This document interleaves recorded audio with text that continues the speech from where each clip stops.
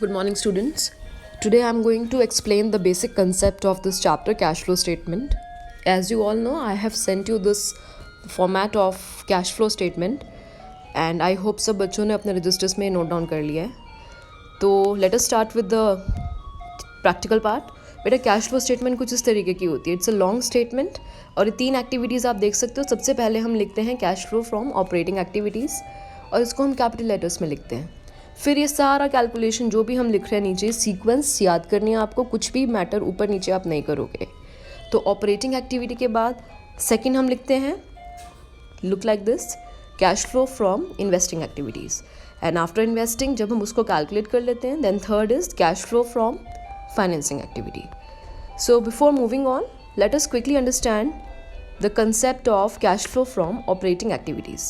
बेटा operating activity में क्या होता है, आपको प्रॉफिट से रिलेटेड आइटम्स आते हैं. नाउ फर्स्ट ऑफ ऑल आपको क्वेश्चन गिवन कैसे होगा, आपको कैश फ्लो बनाएंगे किससे, डेटा क्या गिवन होगा.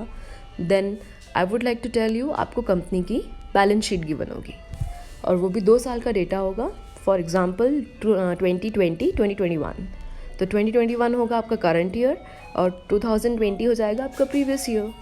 तो आपको 2 साल की बैलेंस शीट गिवन होगी, उसमें से आपको पिक एंड ड्रॉप करके आइटम्स इस कैश फ्लो स्टेटमेंट में डालने. नाउ सबसे पहले हम करते हैं cash flow from operating activities. तो सीक्वेंस फॉलो करनी है. सबसे पहला नाम आता है a net profit before tax and extraordinary items. तो सबसे पहले हमें नेट प्रॉफिट की वैल्यू ढूंढ के यहाँ पे लिखनी है. बट वो वैल्यू कैलकुलेट करना बेटा बहुत लेंदी प्रोसेस है. पहला ही आइटम जो नेट प्रॉफिट आपको यहाँ लिखना है उसके लिए हम क्या बनाते हैं, एक working note as you can see here. So सबसे पहले तो हम वही वर्किंग नोट समझते हैं. इट्स हियर वर्किंग नोट हमने बनाया और हेडिंग डाली calculation of net profit before tax and extraordinary items. So हमें नेट प्रॉफिट निकालना है टैक्स पे करने से पहले और कुछ भी जो हमने खर्चे माइनस किए थे उन्हें ऐड बैक कर दो और जो इनकम्स मेरी एक्स्ट्रा ऑर्डिनरी मैंने ऐड की थी उन्हें उल्टा चलना है तो माइनस करेंगे.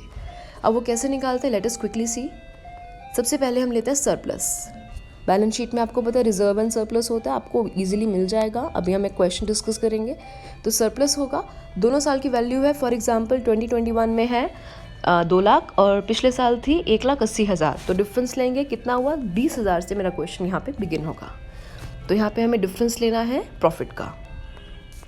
फिर इसमें कुछ आइटम्स हमें ऐड करने हैं और फिर कुछ लेस करने हैं.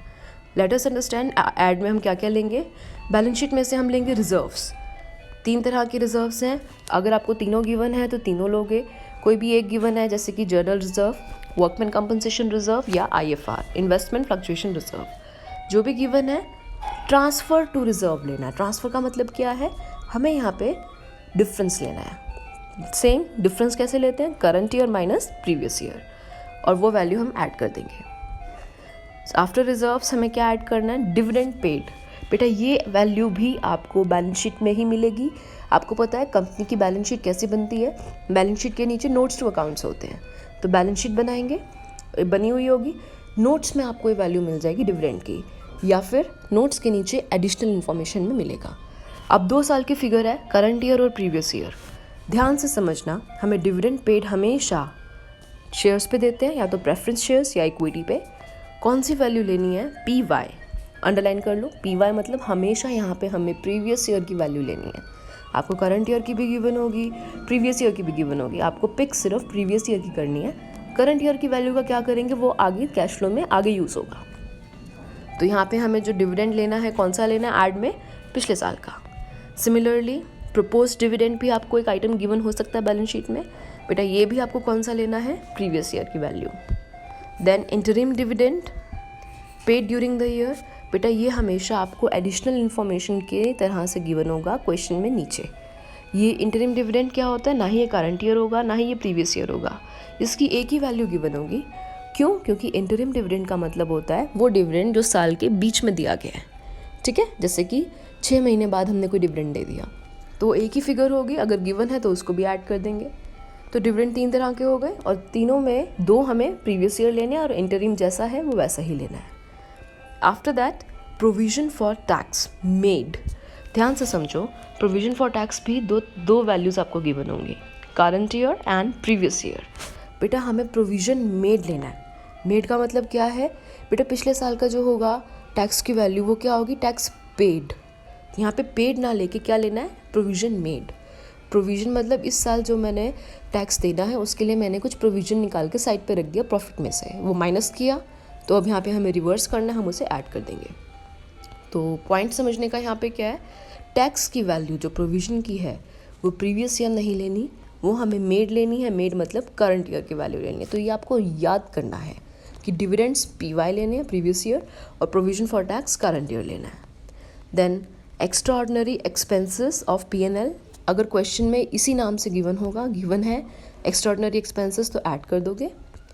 अब लेस में क्या क्या आएगा, सबसे पहले देख लो एक्स्ट्रा ऑर्डिनरी इनकम्स, अगर क्वेश्चन में गिवन है इसी नाम से होंगी तो आप उसे माइनस कर देंगे। And income tax refund if any, अगर क्वेश्चन में इस नाम से ही गिवन होगा, बैलेंस शीट के नीचे अलग से अगर दे रखा है कुछ रिफंड तो उसको आप लेस कर दोगे। तो ये सारा ऐड और माइनस करने के बाद जो वैल्यू आएगी that will be your net profit before tax and extraordinary items. इस वैल्यू को आप यहाँ पे डबल लाइन से क्लोज करोगे और इस वैल्यू को अपनी कैश फ्लो स्टेटमेंट में यहाँ पे पुट करेंगे। आपका क्वेश्चन यहाँ से बिगिन होगा।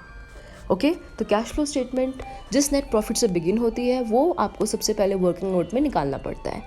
अब दो तरह से क्वेश्चन आते हैं, एक तो पूरी कैश फ्लो स्टेटमेंट बनानी आती है, दूसरा ये नेट प्रॉफिट निकालना भी आता है अलग से 3 मार्क्स में। तो टुडेज़ वर्क इज़, आप इस फॉर्मेट को अच्छे से समझेंगे, इस वीडियो को देखेंगे।